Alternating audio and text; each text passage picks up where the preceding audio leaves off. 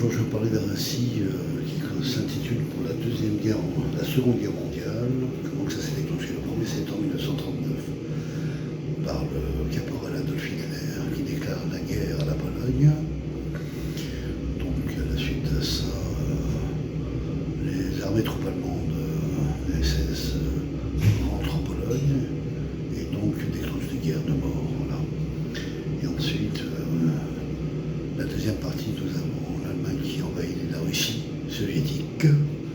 Pareil, au même moment, une déclaration de guerre que l'Allemagne fait à la Russie soviétique, à l'armée rouge de Staline, Joseph Staline, voilà. Ensuite, le général, bien sûr. Voilà. Et donc ensuite, après cette guerre, il y a eu aussi le rapport du Royaume-Uni, enfin en Angleterre, qui est en allié avec la France.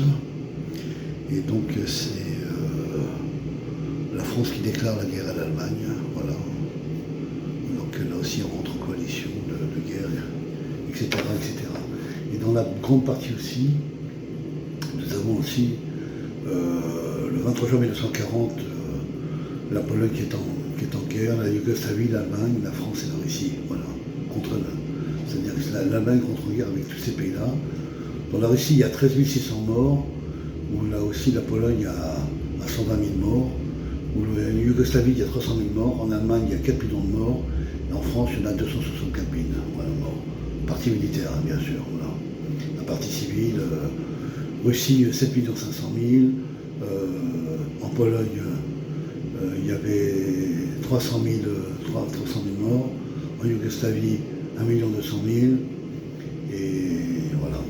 Et donc ça fait un beau chiffre, le nombre de morts qui s'est produit. Voilà. Ensuite, il y a eu les pactes qui ont été signés par la Wehrmacht le 8 mai 1945, par le général Keitel, qui s'est produit aussi. Il y a cette signature qui a été faite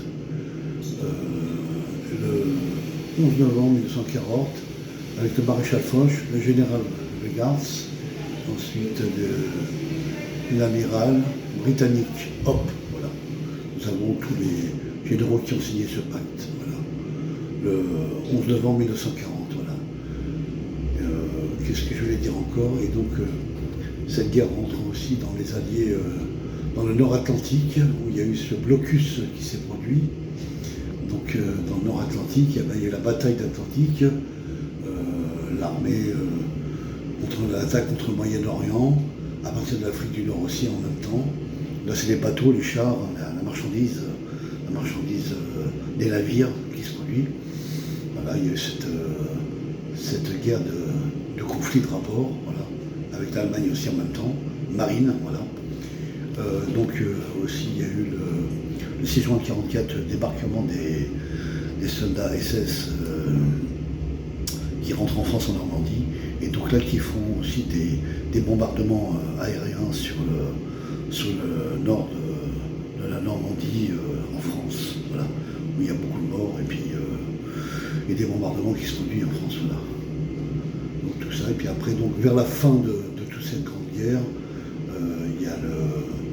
il y a comment ça s'appelle, le traité du 11 novembre 1918 qui est arrêté par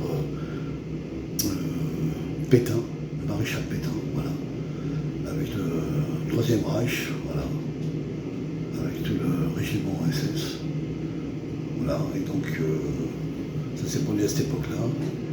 Et nous avons eu aussi l'armistice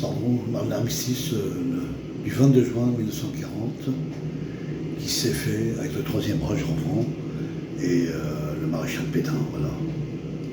Voilà, donc vous avez un aperçu de tout l'historique de ce qui s'est produit. Ah oui, je voulais rajouter aussi que quand les troupes allemandes étaient en France avec Adolf Hitler et son régiment SS, il y a eu un arrêt